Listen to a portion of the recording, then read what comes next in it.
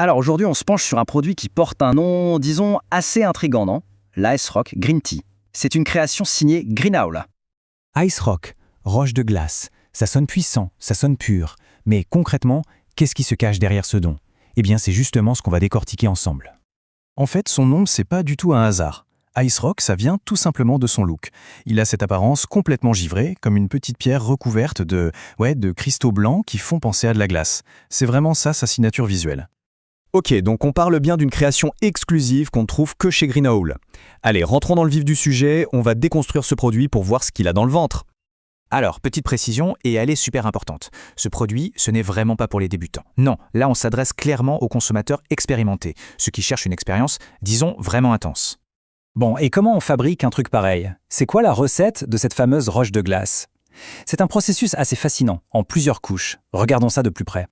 Alors, c'est assez méticuleux. Tout part d'une base, un cœur de fleur de très haute qualité. Ça, c'est la première étape. Ensuite, cette fleur, on la plonge littéralement dans de la cire de CBD. Deuxième étape. Et pour finir, on enrobe le tout de cristaux de CBD pur. Et voilà, c'est cette superposition, cette triple couche qui lui donne à la fois sa puissance et son look si reconnaissable. Donc, si on résume la recette, on a 4 ingrédients clés, et attention, que du premium.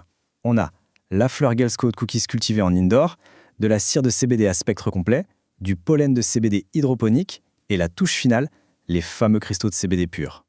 Avec une composition pareille, on se doute bien que ça nous amène à son point fort, sa caractéristique principale, sa puissance. Et pour parler de puissance, il faut regarder un chiffre en particulier, sa concentration. Et voilà, le chiffre qui met tout le monde d'accord. Sa concentration en CBD est de 85%.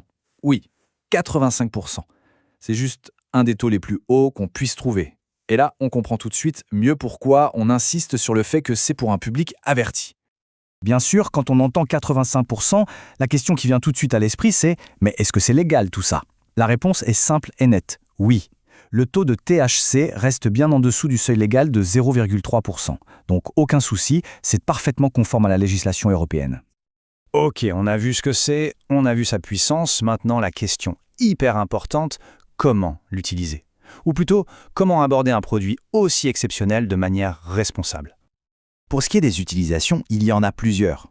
Pour les connaisseurs, on pense bien sûr au dab ou à l'infusion. Mais il y a autre chose. Vu son apparence, son look si particulier, il est aussi vu comme un bel objet qu'on peut garder en collection ou même en décoration.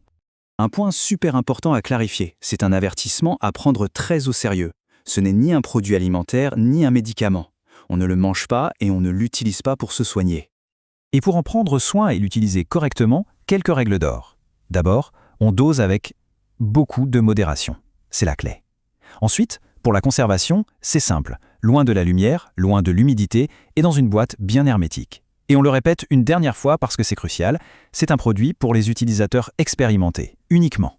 Au final, je crois que cette phrase résume tout à la perfection, un produit d'exception à manipuler avec soin. Voilà. Exception pour la qualité, la concentration et soin pour le respect qu'il impose. On termine donc sur cette idée, cette promesse qui est au cœur du produit. Une expérience qui se veut intense et sans équivoque. Ça pose une question intéressante, non? Quelle est la place de ces produits ultra concentrés dans le futur du CBD? C'est une porte ouverte sur de nouvelles discussions. Merci d'avoir écouté.